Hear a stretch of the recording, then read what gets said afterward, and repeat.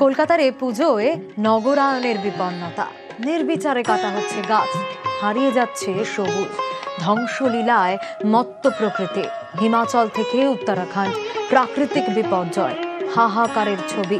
সভ্যতার এই বিপন্নতায় উঠে এসেছে কেষ্টপুর প্রফুল্ল কাননের পুজোয়।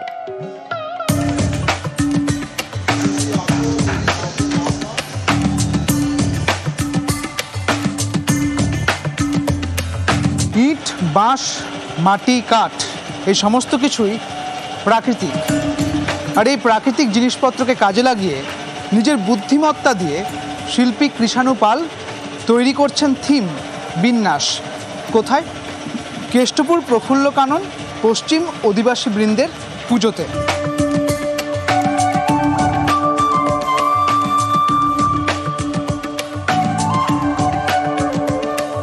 আমাদের এবছরের থিম হচ্ছে বিন্যাস। বিন্যাস বোঝাতে আমরা বোঝাতে চেয়েছি এই যে প্রকৃতির সাথে মানুষের একটা দ্বন্দ্ব দীর্ঘ বহু বছর ধরে চলে আসছে।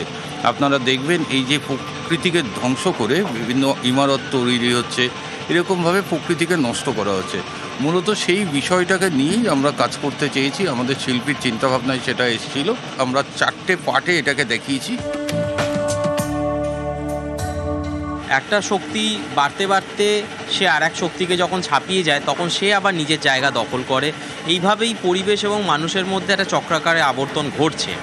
তো সেটা নিয়েই কাজ। কবির কথায় আমি বলেছি, এ কেবল দিনে রাত্রে জল ঢেলে ফুটা পাত্রে, বৃথা চেষ্টা তৃষ্ণা মিটাবার। এবং সেটারই একটা রূপ ভেতরে দেখা যাবে।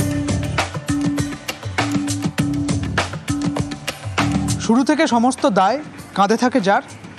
বিন্যাসে কতখানি বাস্তবায়ন ঘটল শিল্পীর নিজস্বতার, তা দেখতে হলে আসতে হবে কেষ্টপুর প্রফুল্ল কানন পশ্চিম অধিবাসী বৃন্দের পুজোতে।